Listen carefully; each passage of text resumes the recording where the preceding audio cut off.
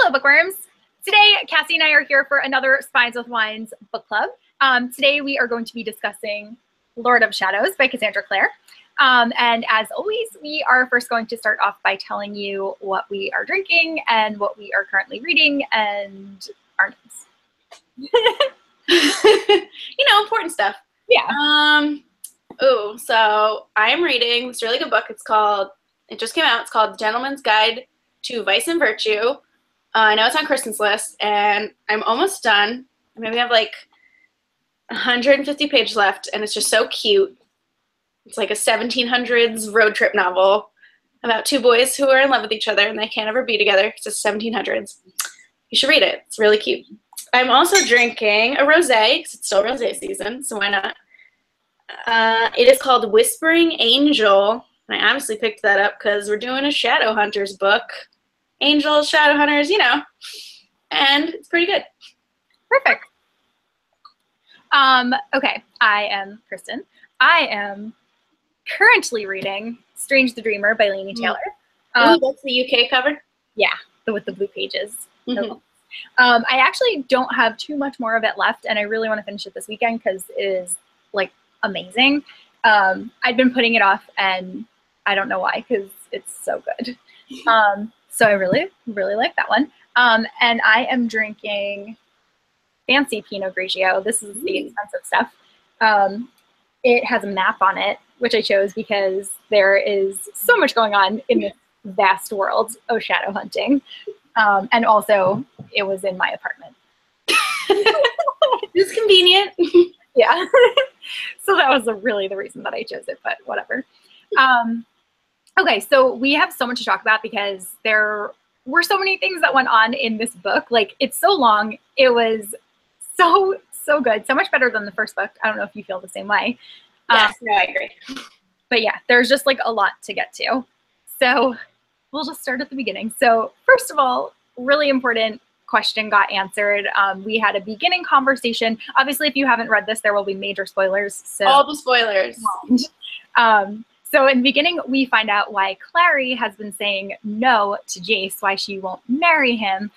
So what did you think about Clary's dreams and her conversation with Emma? Ooh, I was so excited when she was like, I have this recurring dream where I'm going to die and you're there. And I was like, ooh, that's really interesting. Because as we discussed off show, Kristen and I were talking about, there's a short story called A Long Conversation, which kind of bridges the gap between the two books. And in it, Jace asks Clary to marry him, and she says no. And Kristen's like, well, why would she say no? And my theory was because he proposed to her at someone else's engagement party, and that's really rude. But it turns out it's because Clary thinks she's going to die, which is way more crazy. And if Cassandra Clare kills her main character off, I don't know, that's a lot of balls. And so many balls. I was so sad when I read that. Because, first of all, I just was like, I just don't understand why she would say no. Like, it would make so much sense for the two of them to get married. I get that, like, just because you're in love, you don't have to get married. But, like, they're clearly meant to be with each other, and they clearly love each other. So, like, why won't she just say yes?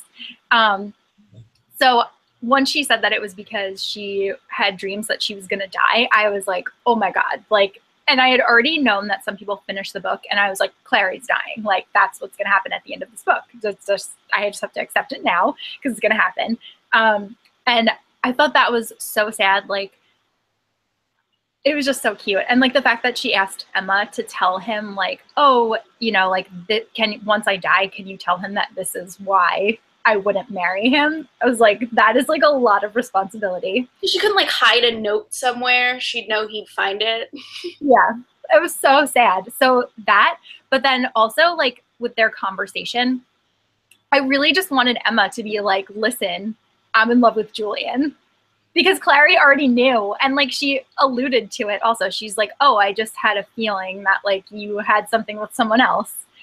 Like, who else would she be talking about? It's Julian, and she knows, and she's on your side. Yeah, she's not an idiot. She has eyes. She knows you two are in love with each other. Yeah. I really, really like that conversation. I really love the friendship between Clary and Emma. I think it's so cute how, like, Clary is, like, her mentor, and, like, she, like, looks up to her. It's just adorable. Was there anything from book one that you missed in book two? Not particularly. I think this one was a lot more enjoyable and a lot more readable for me because we kind of just like dove right into it. I miss my buddy, Malcolm, but you know. Well, he comes back. Yeah, for a little bit. You can't have it all. I miss Malcolm being not evil. How about that? Yeah. Oh, and I missed Tem and Jessa. Oh my God, I did that. Jem and Tessa. That was actually going to be what I was going to say. So I also really liked this book a lot more than the first book, but I really missed Jem and Tessa. And also just other cameos. There were a lot less of them in this book, which is good because these characters are like great characters that can stand on their own. But I really love like when it just calls back to other series, and the Infernal Devices is my favorite. So I want more Jem and Tessa. No, we're calling them Tem and Jessa now. Oh, yeah. Okay, so right off the bat, we get to meet a new group of horrible people called the Centurions. What did you think of Zara and co? Oh my God, I really didn't think there'd be anyone worse than shadow hunters are. And then we met these people who are somehow like, here's shadow hunters, and they're like here. Like, what? How are you even more biased and horrible than every other shadow hunter there ever was? It's ridiculous. I hate them, and I want them all to die. Yeah, they were literally the worst people I've ever met in my life that I haven't actually met, but I met them. Zara was just infuriating. Like every time that she would say one of her ignorant statements, I would just be like, go away. Like there's no room for you in this world. Downworlders do not need to be like cataloged by you. What do you think makes you better as a shadow hunter than someone who is like a warlock like Magnus that has been helping you for so long? Like, oh God, it was just, I got so angry every time that she spoke. And then the fact that she was engaged to Diego, I was just like, no. It made me so mad. Okay, so in Lord of Shadows, the shadow hunters go to Fairy. Do you think this hurt or helped the book? I was so excited when we went to Fairy, and every time we would go to like a different group of people, I'd be like, no, go back to Fairy. I want to see what's happening there. So I was really excited, and based on what we've learned, there hopefully will be more of that in book 3. Probably. I really hope so too. I really liked that they went to Fairy. Okay, I ended up just picking up my copy of The Cruel Prince because Holly Black actually dedicated this book to Cassandra Clare. Yeah. And her dedication says, for Cassandra Clare, whom I finally managed to lure into fairyland. So I thought that was fun. But I really liked it. I thought that it was a really good choice because we've seen so much of the Shadowhunter world and like the institutes and everything. So it was really fun to just see a different setting because this world is so vast and there are so many areas to explore.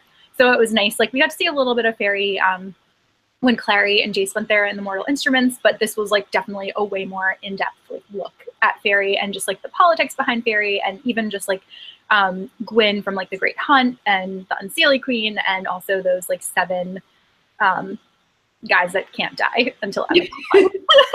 I forget what they're called. The riders. Okay, so this was a question though. So Christina has definitely been like the most knowledgeable about Fairy. She's been studying Fairy. She's always wanted to help stop the cold peace. But as soon as she gets to Fairy, she ends up being like one of the most impulsive people there. Why do you like think that she did that? Or did you think that was like out of character? Okay, so part of me was like, girl, what are you doing? Like, you know better. Don't be like, let's go to this fairy revel and I'll drink like fairy drink and it'll be really great. But the other part of me was thinking she has been so obsessed with Fairy for so long that she finally gets there and she like can't contain herself. And she's just like so excited. It'd be like if you and I went to Hogwarts, like for the first time, like we would freak out. Yes. Okay. Andrew just told me that we actually have a question in our I don't see that at all. live chat, but I don't know how to find that. Okay. He's just Juliet asks, was the book much more fast-paced than Lady Midnight? Okay, Amelia asked, was the book much more fast-paced than Lady Midnight? I would say I think that it was. I think there was a lot more action in this book. and there was like consistent action throughout it. What did you think? Yeah, I felt like Lady Minute had like a lot of lead up because we had to be like, here's where the characters have been in the past, 5 years since we last saw them. So we have to set all those plot points. But this was kind of like, here's what we're doing. Go, go, go, go, go. But not in like a overbearing way. Just in a like constantly pushing forward, really good pacing way. Yes. And we also didn't have to go through, like, there was obviously character development, there always is, but it wasn't like the beginning where you have to really learn what each character is like. Like, you already had a strong sense of what each of the Blackthorns were like, so you didn't have to like go through all of that again. There was a lot less setup and a lot more action. I didn't get to answer the last question yet. Oh, we were interrupted by Andrew, who couldn't wait till we were done with the question to butt in. He's just trying to be helpful. I'm just teasing him. I did think it was out of character for Christina to act that way, because I just feel like she spent so much time studying fairies, and like the first thing that you ever learn in any book is like, do not eat anything or drink. And she's just like, yeah, I'll take this. And it totally ended up in like a really bad bond between her and Mark, where they couldn't be separated. And I don't know why she didn't think that there wouldn't be any consequences to her actions. I get that she was probably a little bit frustrated, but sexually? Well, she has a lot going on. Like, she's in the beginning of the book, when we see her again, she's dating Diego again. And then the Centaurians come and she finds out that he actually has a fiance.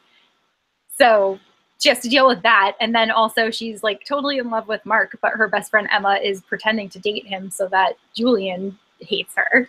It's very, very convoluted. In the best way. Yeah. What were your feelings on Emma seeing her dead father in Fairy? It was very conflicting for me, someone who has a dead father. I was like, fuck, that's like really cruel. But also in the back of my mind, I knew, I was like, this isn't her real father. There's no way. I was like, fairies play tricks. I know something's up. But at the same time, you can't be like, well, you know, Emma, take a chance and just kill that guy and hope it's not your father. Mm-hmm. I was really shocked when I forget what the guy's name is, or not guy, the thing that told each of them, like, oh, yeah.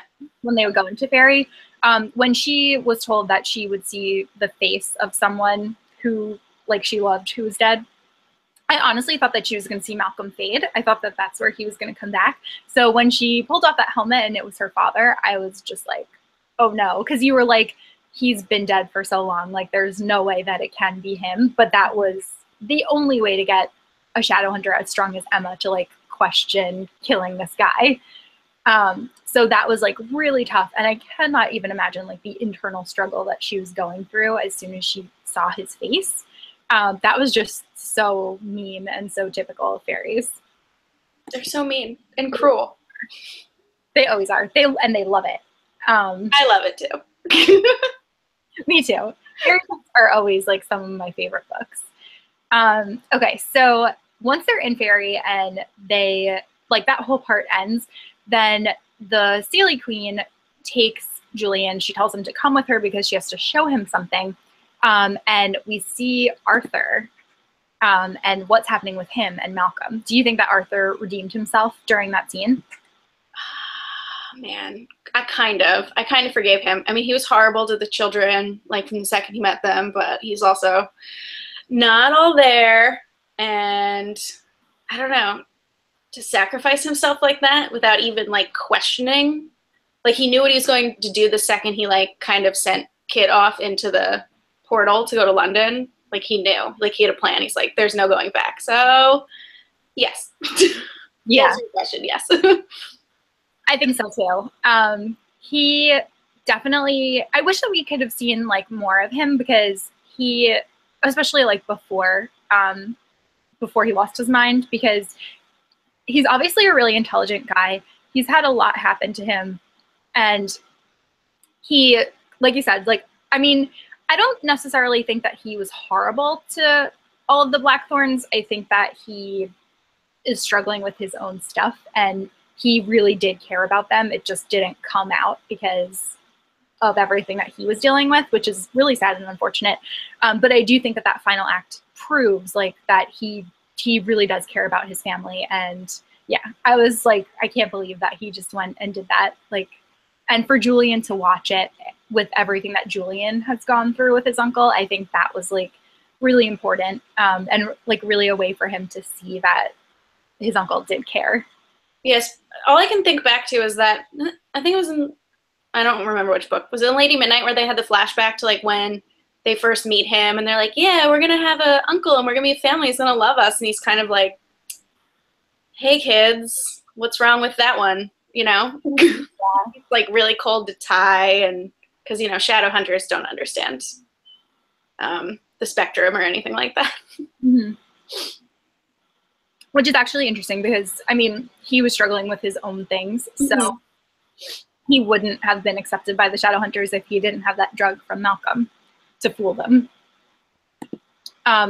Okay, were you happy that they revisited the London Institute? And what was your favorite nod to the Infernal devices? I was so happy. They had so many like fun touches. I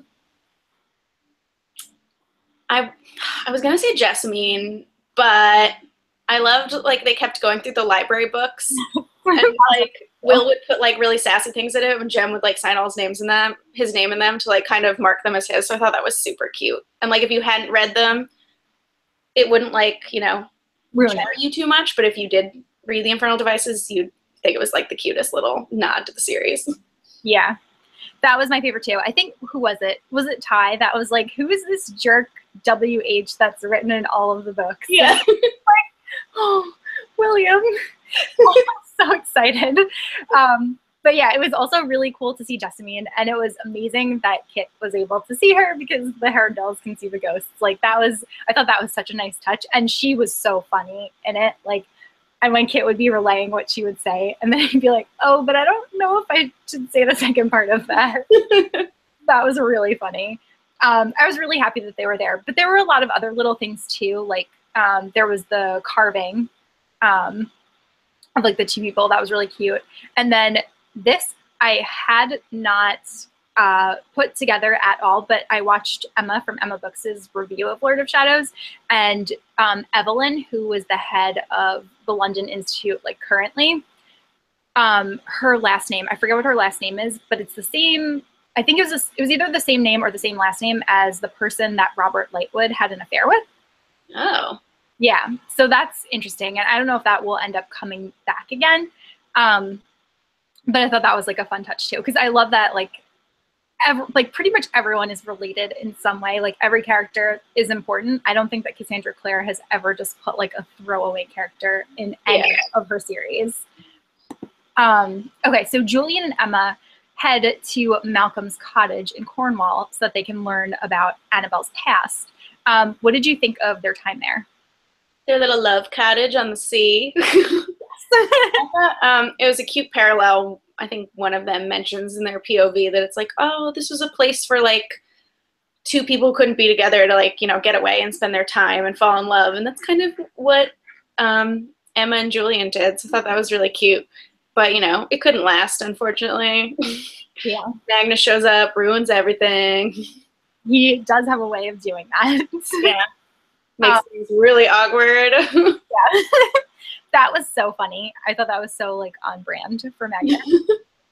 I really liked their time there. I was like really glad that that Julian wasn't like super mad at Emma after finding out that her and Mark's relationship was fake. He immediately was just like, I understand why you did this. I understand that Mark was the only person that you could do this with.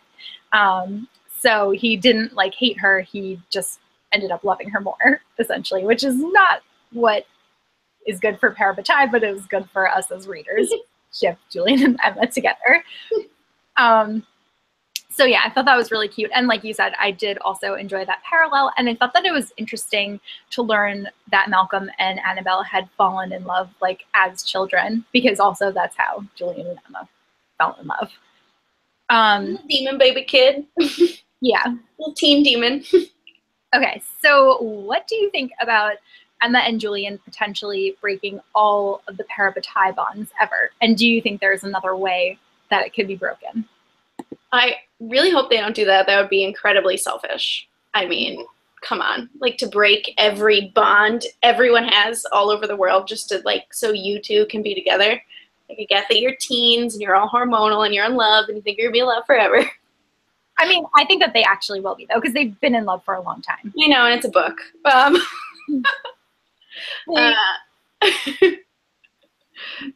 yeah, I don't know.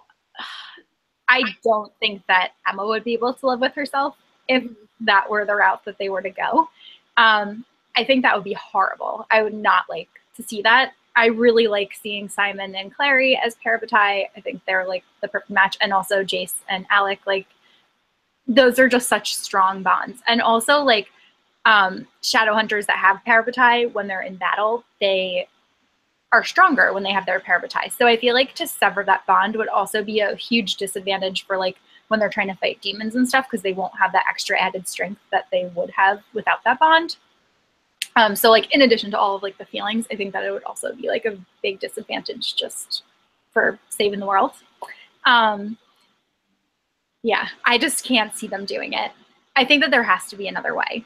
Yeah, I think we'll probably, I don't know how, but I think we'll get something. Yeah. We have to. Otherwise, this will be the saddest series of all time. Like, and no one lived happily ever after, and everyone died at the end. Yeah. What did you think of Ty's letter to Annabelle? I thought that was so smart and so sweet. And I just love baby Ty. He's so cute. Mm-hmm. So sad and alone. I'm really glad Kit's around. But yeah. And like that Julian can't even like fully read it without getting like super emotional. Was adorable. Agreed. I thought that, yeah, like when Julian, I mean, I feel like I had to stop in between Julian stopping, because like I was like, oh my God, like, because Julian's basically his dad, and he's like writing this whole letter about how important he is. Like, I feel like Julian got so much just validation for all of the life choices that he's made, between Ty's letter, between Livy saying that she wants to run an institute when she's older. Like, he just really got like how much his siblings appreciate him.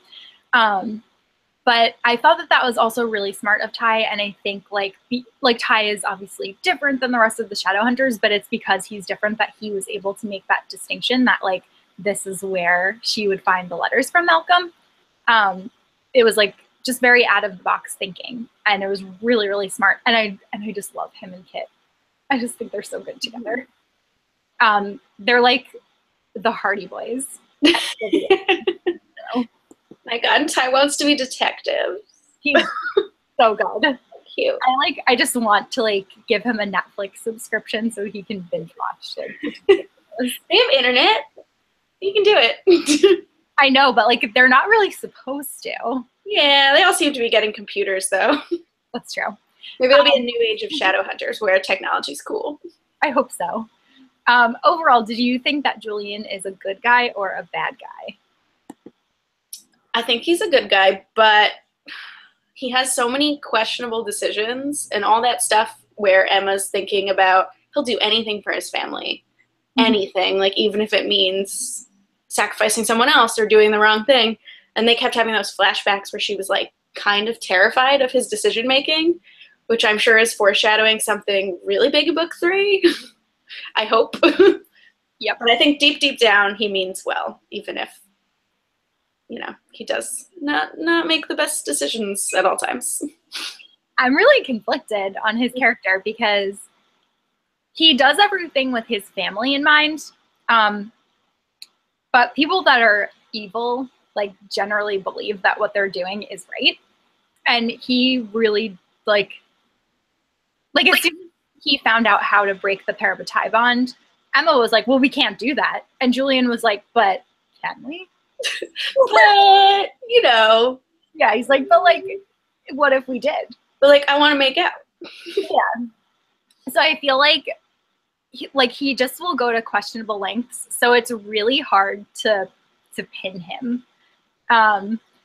I really want him to be good. I love him and Emma together. I think, like, the way that he is toward his family is amazing. Like, the fact that he's been a father since he was 12 years old.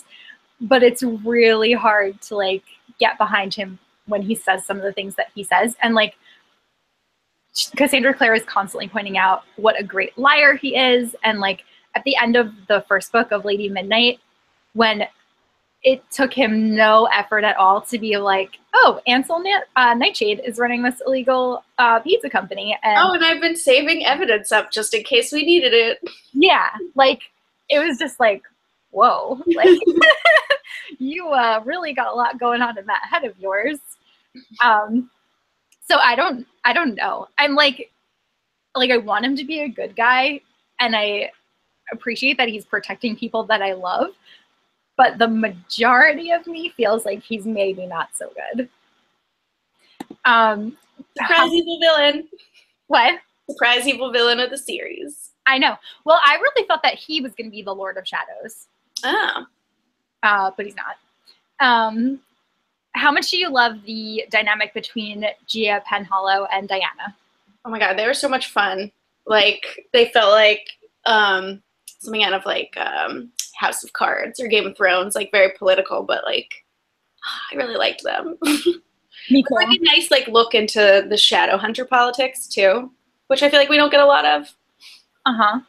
I liked that it was very much like Diana's like, you know, you have something you want your daughter back. I want to keep these kids safe. Like, let's work out some kind of deal here. And then also like, I forget exactly what it was that Diana said she was going to do, but she was like, just leave it to me. And like, the less you know, the better, but I'll make it happen.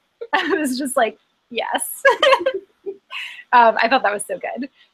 What did you think about Diana's reasoning for not wanting to be the head of the LA Institute?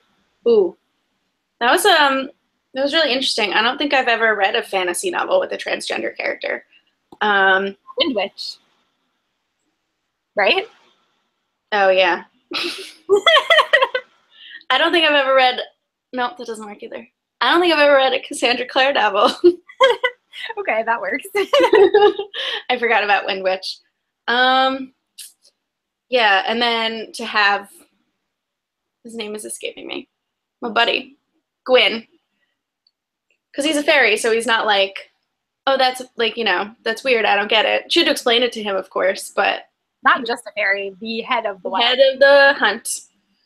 But he's, like, so accepting of it, and he's like, yeah, okay, well, you're a beautiful woman, and you're really great.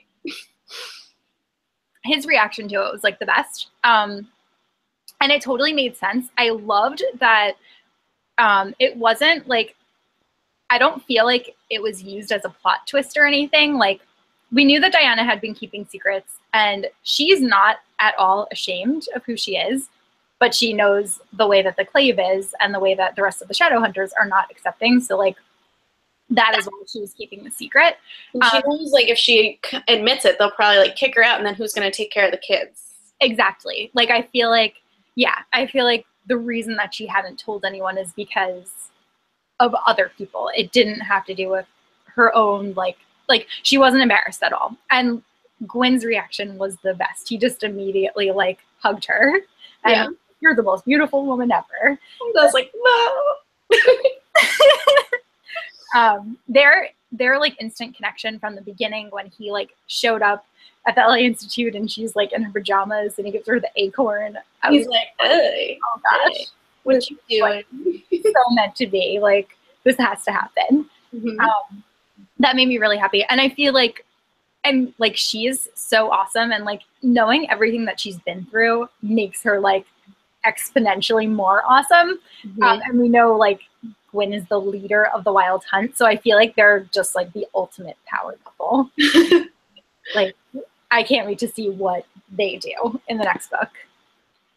What did you think about the dynamic between Ty, Kit, and Libby?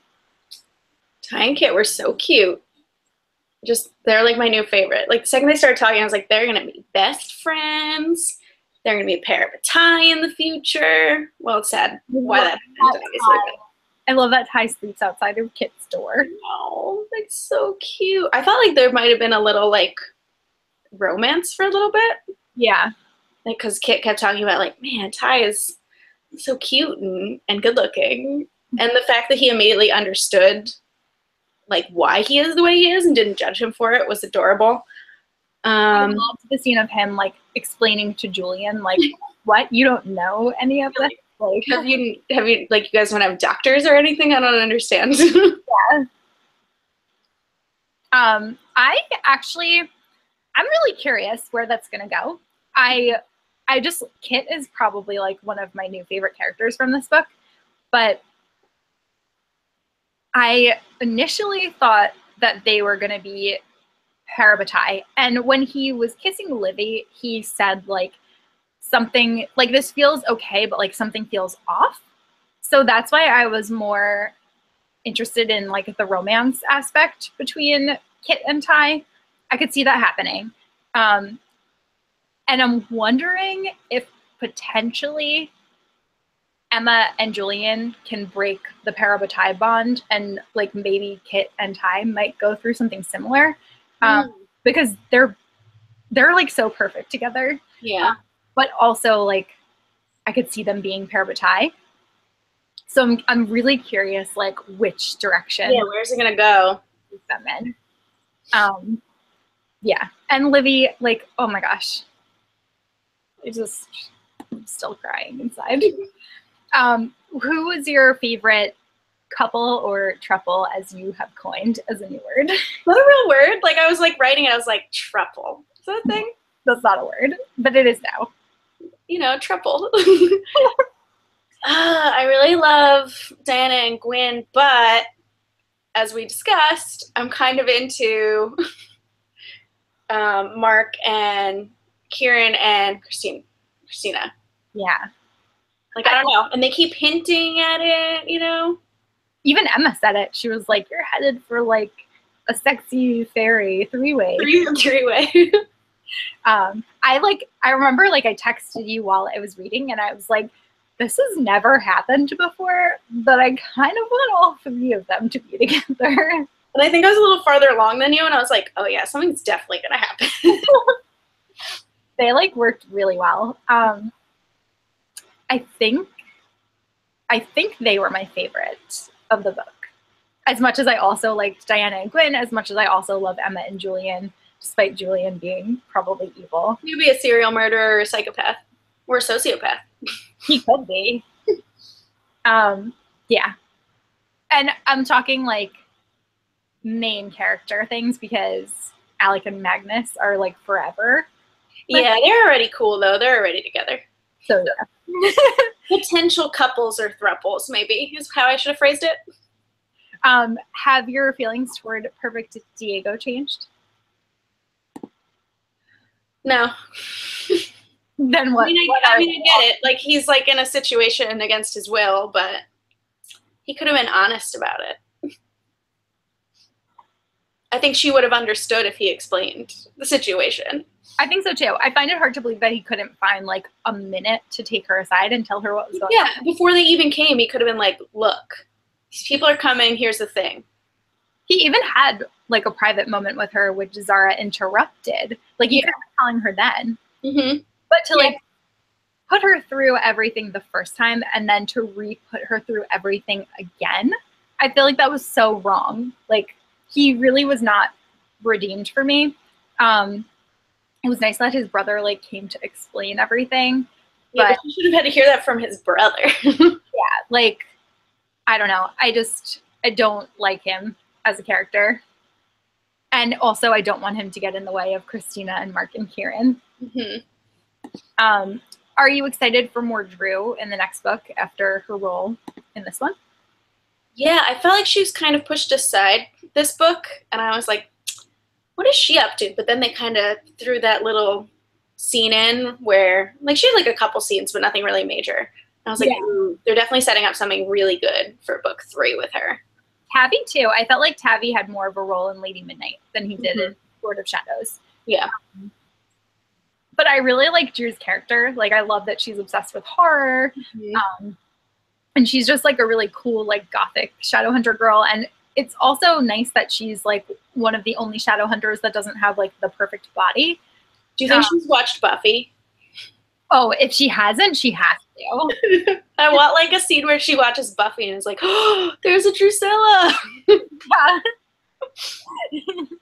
think that was so cool. Yeah, that would be like perfect. Mm-hmm.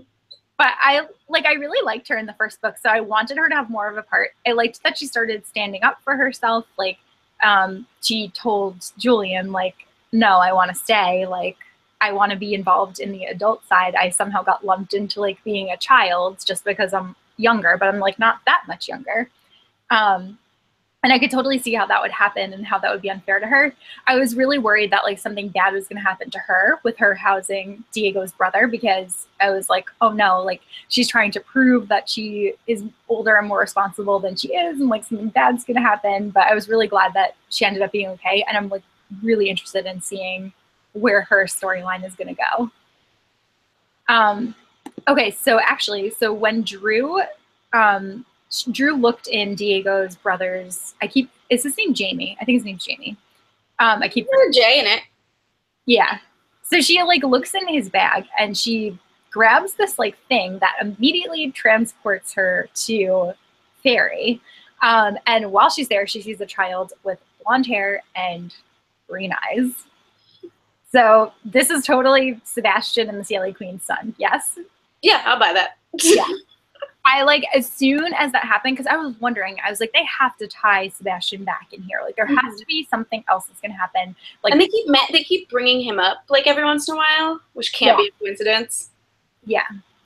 So as soon as he showed up, I was just like, that is definitely him. Like, despite the age thing, because we know that time moves differently in Fairy, I was shocked. And that was, like, one of the biggest, like, reveal moments for me. I was just like, oh no, like, things are gonna get insane in the last book. I'm really, really looking forward to that, because I, like, despite Sebastian being the worst, I've always had, like, a little bit of a soft spot for him. So I'm interested to see what his descendant is going to be. He got a bum rap, you know. He was raised in a bad, you know. He worked with an evil villain dad, you know. It happens. Nature versus nurture and all that. Yeah.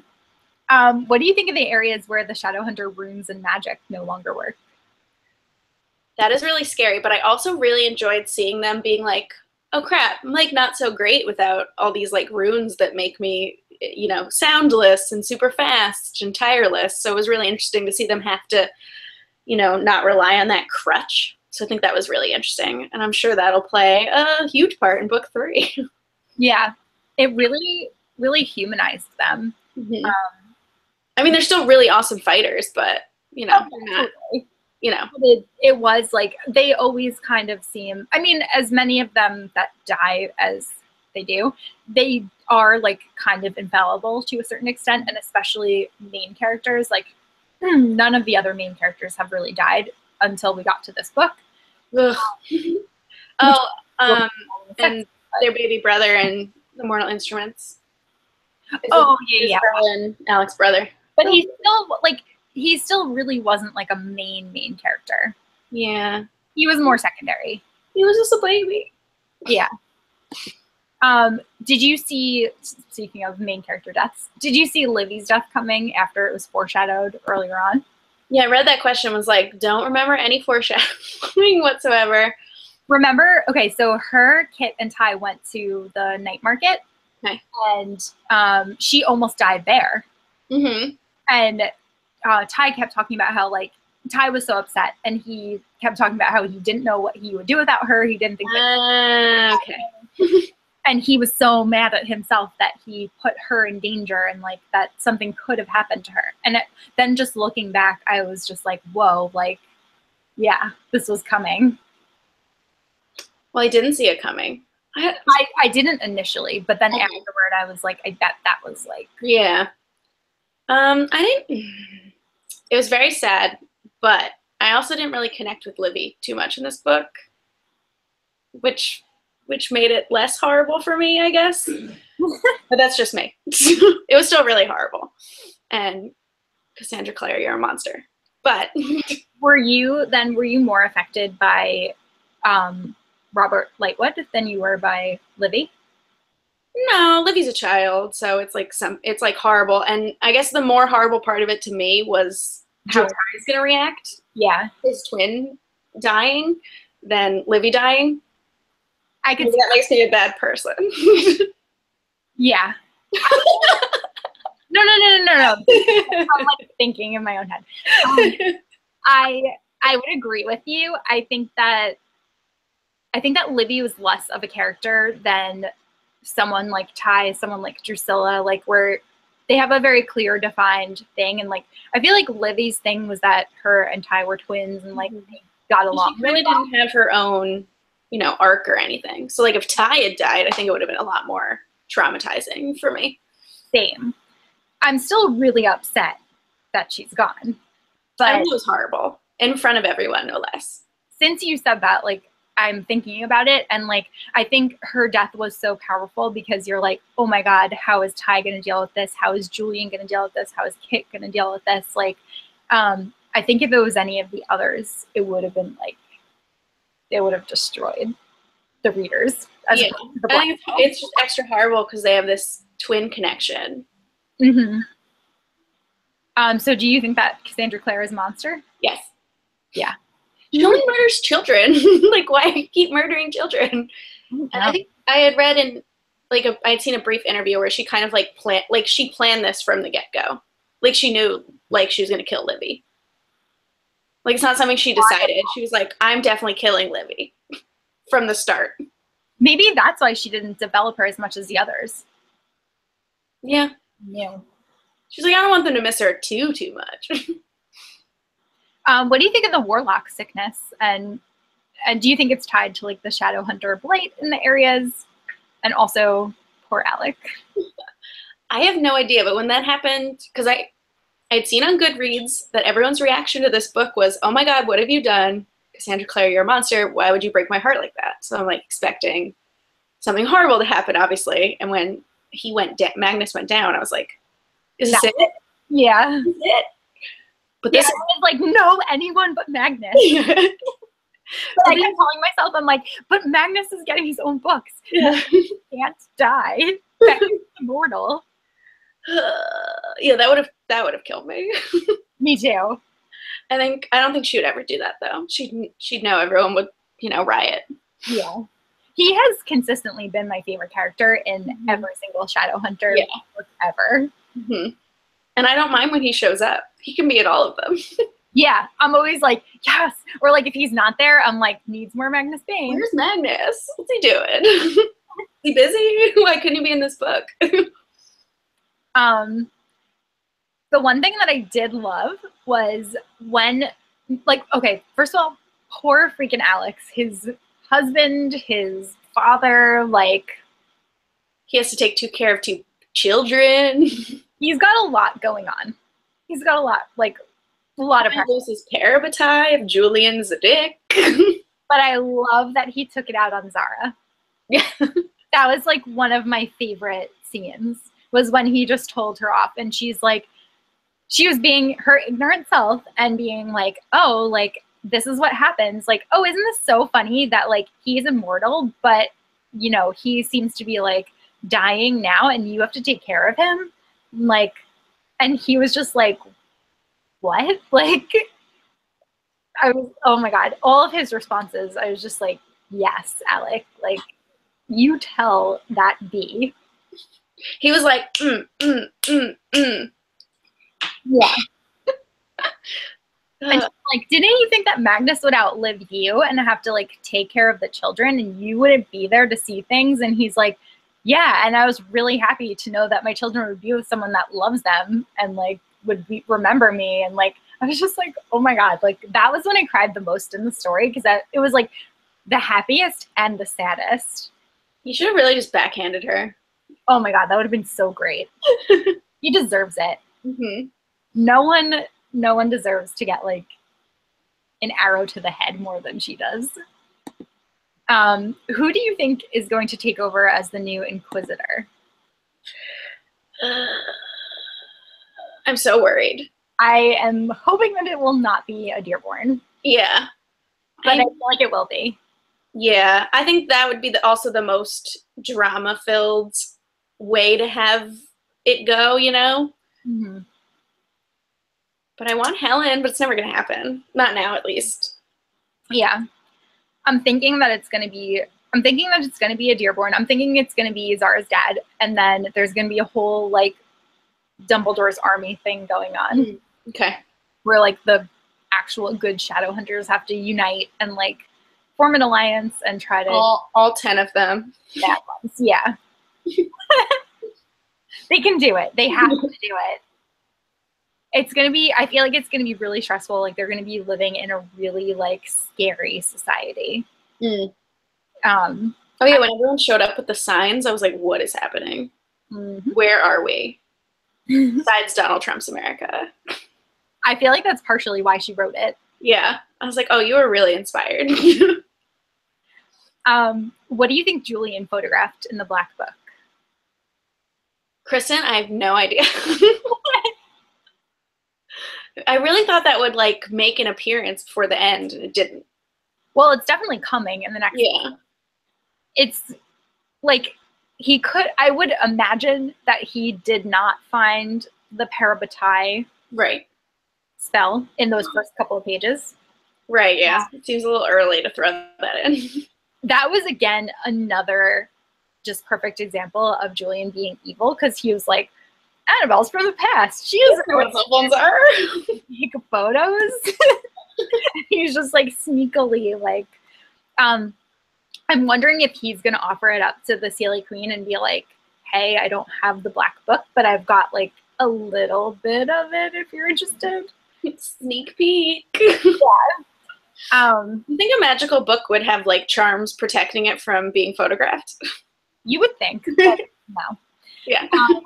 Also, I also watched Christine from Hole and Bananas Books, her review of Lady Midnight, and I mean not Lady Midnight, Lord of Shadows, and she brought up a really good point that Annabelle consistently refers to the Black Book as being her own book, and it's the Black Book, and they are the Black Thorns. So, like, who wrote this book? Was it a Black Thorn that wrote this book? Like, why does Annabelle feel like it belongs to her as opposed to someone else when it's like this, you know, deep, dark magic from the past?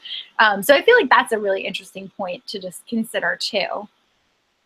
That'd be a good twist. Yeah. And then, okay, so also, we know that in Lady Midnight, Emma's Cortana, you know, stabbed the Black Book, which is probably how it absorbed some of the magic that it did, and that's probably why it was able to shatter the mortal sword. What did you think of that, and what do you think of just Cortana in general now? Wait, if the mortal sword is gone, though, does that mean maybe Diana can run the Institute because she doesn't have to stand a trial by mortal sword anymore? Or maybe Cortana, like, is the new mortal sword. Oh, it, like, sucked its energy in? Mm-hmm. Like Highlander? Okay. It's a Highlander situation, but with swords. Okay, I'm in. I'm all in. I don't remember the question. Just, like, what do you think about Cortana now being probably the most powerful sword in Shadow? That's insane. Like, it killed one of the riders, and everyone was, like, freaking out. They shattered the mortal sword, and I'm freaking out even more. Yep. And they're saying that Emma's, you know, the next Jace. Yeah. Which is what was really, really funny throughout the whole book.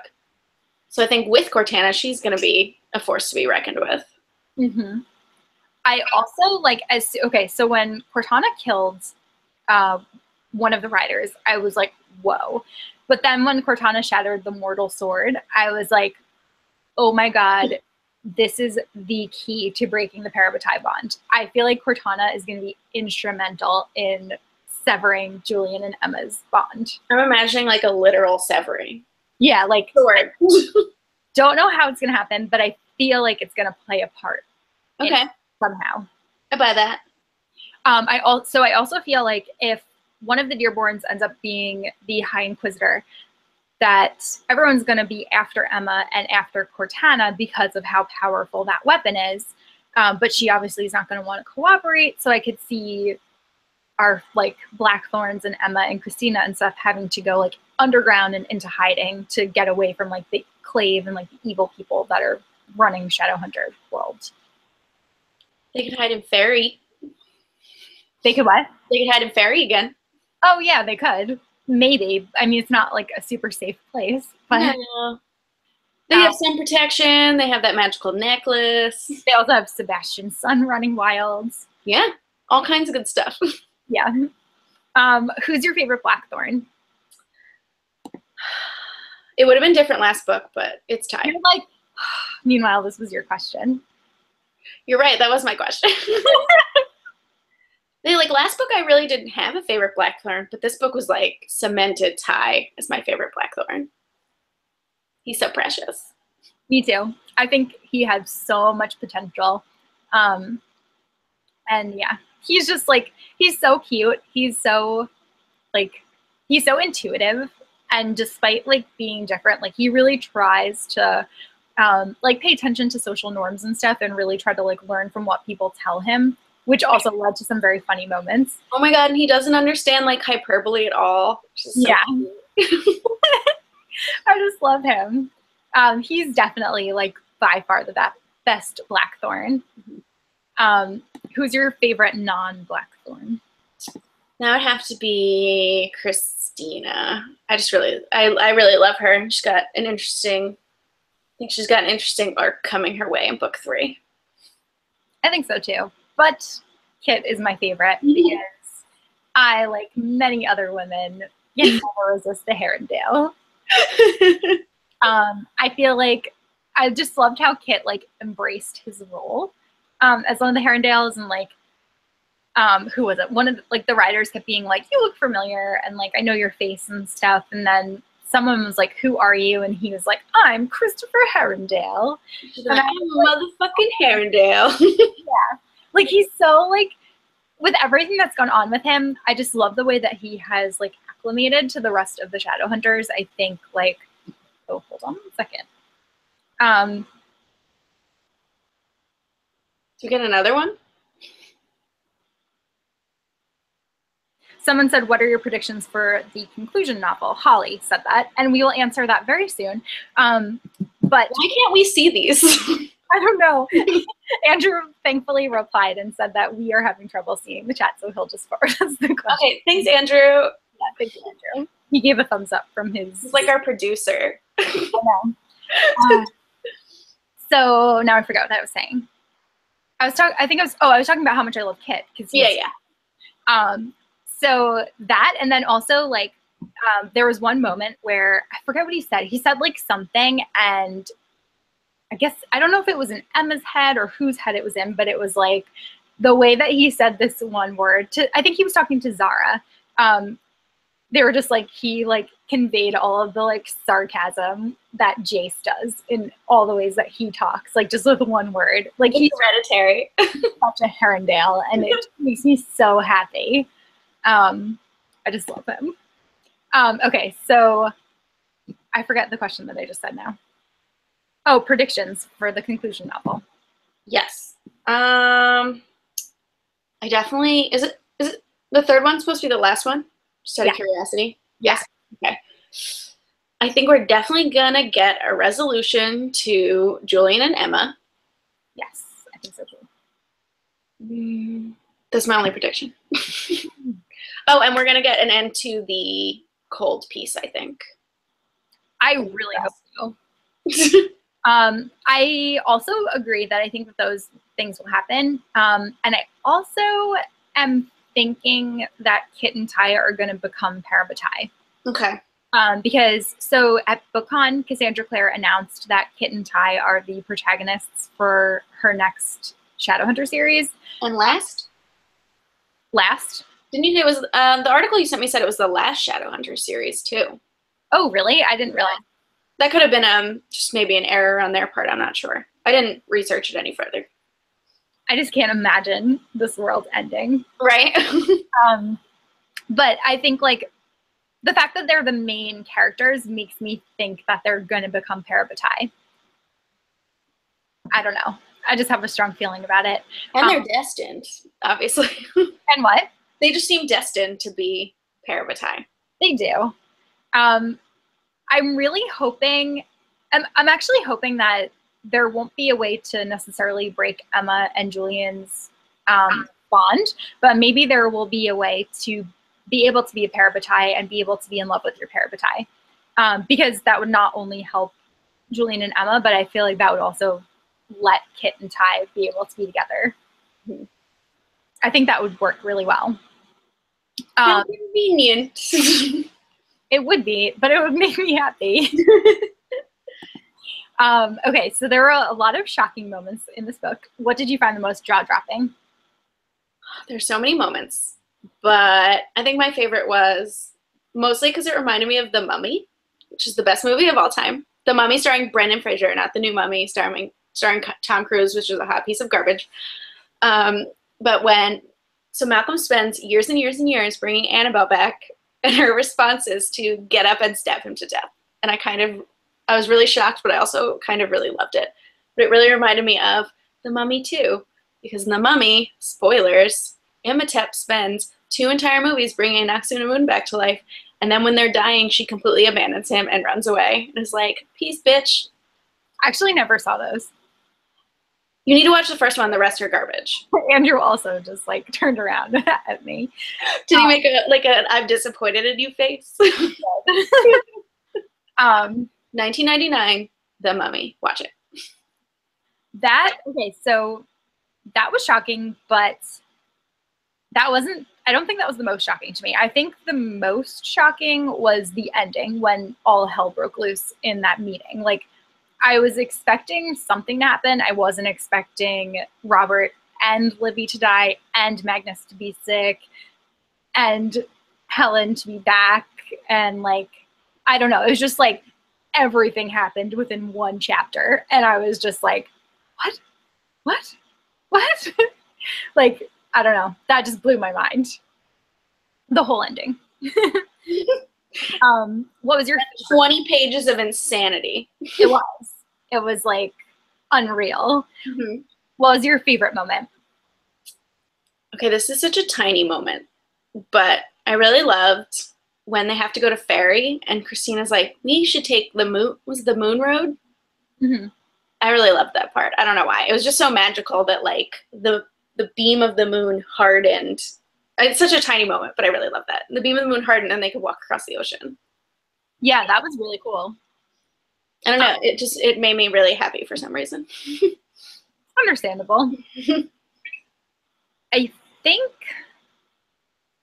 I don't know, it's really hard to choose like a favorite moment, but I also do agree that I feel like there were so many little moments in this book that made it like as amazing as it was. So there were like a lot of giant jaw-dropping moments, but it really was like the little things that made you like love it. Even just like hearing about the moments that like Julian would spend watching horror movies with Drew, even though he like clearly doesn't like them, but he's trying to be like a good older brother. Like I thought that was really cute. I thought all of the like the best friend moments between Christina and Emma were super adorable. Also, so when Mark and Emma are pretending to be dating and then Mark wins a fish, and he's like trying to give the fish to Emma, like that was so funny. That was one of my favorite things. And then he just like releases the fish into the ocean, but it's a freshwater fish. You know what? That's another thing I missed from book one. Book one had so many like Mark doesn't understand how things work shenanigans. Mark we had less of those here at restaurants. He doesn't. They tell him to get dressed, and he has like no clothes. He's just like wearing a robe. He doesn't get it at all. I feel like there wasn't as much space for humor in this book. Yeah. There were so many serious things happening. No time for comic relief, Mark. Did you have a least favorite moment? I kind of have, I know I've mentioned this on the show before. Sure, it's the show. But I have trouble with fight scenes sometimes. And for some reason, when the writer showed up at the Institute, I don't know, something about that wasn't really connecting for me. But it wasn't bad. I was just like, it's a fight. But that's like so nitpicky. No, that's fine. I feel like I'm trying to think what my least favorite was. It's hard to pick because there were so many good moments, but I think my least favorite is not necessarily that I dislike the way that it went, but like just thinking about the way that Annabelle probably felt when she was like holding the mortal sword and answering questions. Like she didn't want to do it. Julian convinced her that this would be the best way to do things, and she trusted him because he's her family, and she trusted him because of what Ty said. And then all of these horrible things happened, and it was just like this poor woman that was like so thankful to be dead, and then Malcolm brought her back, and now she's just like experiencing the same horrible things that she did with the Cleave when she was alive. That was like so really mean hard. to her. Like, someone just came back from the dead. Stop being so cruel. Yeah. What's And wrong with you people? I do get people being like, oh, it's not really, like, she's not really herself. Like, she's like not, you know, she's like a ghost of a shadow hunter, even though she wasn't, because who would understand someone coming back from the dead like that? Oh, shadow hunters. They see crazy shit all the time. I know, but like, I would assume that if someone died and then came back, they would be different. I could see there being a lot of initial hesitancy there, but it's just like the way that everything exploded was really sad for her. It probably doesn't help that no one like knew her either. Like, it's the crazy dead woman, come back from the dead. Yeah, that wasn't no choice.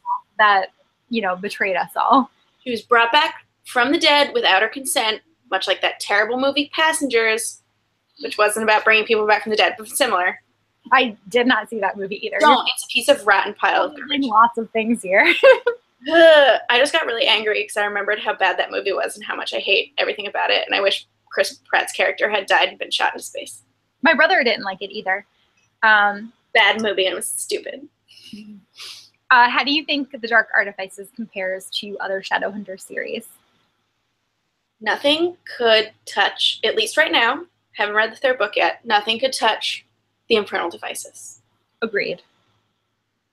But I'm definitely, for the first, you know, start of a series, I'm definitely really loving it more than the first 3 Mortal Instruments books. And I know that's, you know, unfair because, like, those were her first books, but they were not great. I almost didn't continue. I know, it was just me being like, just read these other 3 and then keep going. So I read the first one. I read City of Bones, and I was like, so they're siblings now? I can't read any more of this. Oh, totally. You were into that? That was the best part. Well, I was like, I was also like, okay, like this book is okay, but it's not great. It wasn't written great. Melissa, like, peer pressured me into reading the second book because she was like, I swear they get better. And I was like, I just don't know. And we had seen the movie after I watched the film. Oh, no! It was so bad. So I was like, I just, like, don't feel like these are for me. I don't think I'm going to read any more of them. But then I did. Like, I ended up picking up the second one, and I was like, I still, like, don't totally care about this. And then I guess I was, like, bored, and I read the third one, and I was like, okay. And then I read the fourth one, and I was like, these are still being published. The fourth one was bad. So bad. Yeah. And then you told me to read the Infernal Devices, and I was like, I don't know, Cassie. Like, it's just not for me. But I read the Infernal Devices, and I love that series so much. And I was like, okay, like, I will finish the Mortal Instruments. I will read anything else that she writes. If she could write this series, there's got to be more goodness, like, coming. And I feel like The Dark Artifices is really, like, it's like a way more adult series than anything else that she's ever written. The fact that they had, well, I guess in book 6, Jason Clary bring a condom to a demon dimension to have sex. That is, okay, so City of Heavenly Fire is my favorite of the Mortal Instruments books, and I really just think, like, the progress that Cassandra Clare has made as an author, like, from City of Bones to now is, like, mind-blowing. It almost, like, it doesn't even feel like the same author. Like, it's so different. And I feel like I just feel like this book was so much more adult. I feel like there are so many more, like, themes and stuff that she touches upon. There are so many more, like, complex emotions and feelings, and, like, there's just so much that went into this. Like, I just love it so much. Infernal Devices, still my favorite ever. But again, like you said, we haven't read this final book, so who knows, like, what's coming. And there better be more Gem and Tessa in the last book. She's immortal, more Tessa, come on. Yeah, like, just put her in every book. And Jem. And Jem together. My favorite babies. I would read about the two of them like forever. And Will, like, even just give me more like prequel novels about what happened like once Tessa and Will got married. Like, yes, please. I think I know I said the Kit Ty one was the last series according to that article we read, but I had heard rumors that she was going to do a sequel to the Infernal Devices, like about their kids. Into it. So I'm sure that's still in the planning stages. It was, I don't know, inspired by Charles Dickens. I don't know why. I have to look it up. Don't believe anything I say till I double check. I honestly cannot see her writing anything out of this world. Like, she's created this amazing world with so much history and so much depth. Like, why would she ever stop writing about this world?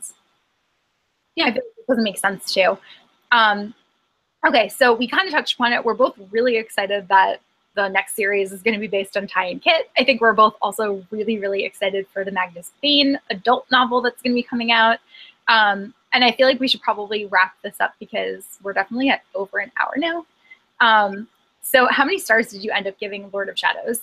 Oh, no contest, 5 stars. I would absolutely 100% agree. Same thing, 5 stars. Our last question was going to be, what do you want to see in the next books? But we've already answered that. Yeah, you're so good. Yeah. So before that, I would just say a general thing, like, you should definitely read all of the books. I think that you won't get as much out of it if you haven't read all of the books, and it is like a really overwhelming undertaking, but it's really worth it because everything's tied together. Yeah, even though that 4th Mortal Instruments book is garbage. Yeah, it is. Okay, so before we end, we should tell you what we're going to be reading for our July book. Do you have it near you? Yeah. I'm holding it. Okay, off camera. What could it be? I don't know. I found it. Okay. I'm like, I knew I had it somewhere. I knew I had it ready. So we're going to be reading Eliza and Her Monsters by Francesca Zappia. This is a contemporary novel, and it follows a girl who is a webcomic creator, and she lives under like an alias or something, but then one of her like biggest fans or critics starts going to her school and things happen. It's supposed to be cute. So this is our July book if you are interested in reading it. It was also the Owl Crate book for May, I want to say. So there are probably a lot of people that already have it. So if you haven't picked it up yet, this is probably a good motivation to do so. And yeah, we will keep you updated when we are having that show. Yeah, follow our Goodreads group to stay up to date. Spines with Wines. We somehow have 110 members. She's like really crazy to me. Yeah, I know. It's all Kristen's fault. She's popular and everyone loves her. No, that's not true. Yeah, so Cassie, tell us where we can find you online. Oh man, you can find me on the internet. Yerkmonger, YRCHMONGER. A top 3, Instagram, Goodreads, and Twitter. Don't follow me on Facebook because I hate Facebook and I wish I didn't have to have it. Or if you want to hear me talk about books and book news and book reviews and books, you can go to my blog, bibliomantics.com. Awesome. You can find me here on my YouTube channel as Super Space Chick. You can find me on my blog as Super Space Chick. Well, superspacechick.com. You can find me on Twitter, Instagram as Super Space Chick, and also Goodreads. And you can find links to all of those things and Cassie's things down in the description bar below. And we should all probably pressure Cassie into making her own booktube videos. Yeah, but look how like dark this room is right now. Like they would be really bad videos. No, you just need some lighting equipment. You'll be fine. Yeah, there's like one really bad lamp in this room. I also didn't expect it to get so dark. It's only like, it's not even 6 o'clock in the summer. So sorry, apologies. I never see like the outside from my apartment. But yeah, so that's all that we have for this book club. Hopefully you enjoyed it. Hopefully you also enjoyed Lord of Shadows as much as we did and enjoyed hearing us gush about it as much as we did. And we will, again, keep you updated when we're having our July show for Eliza and Her Monsters, and we'll see you guys soon. Bye. Bye.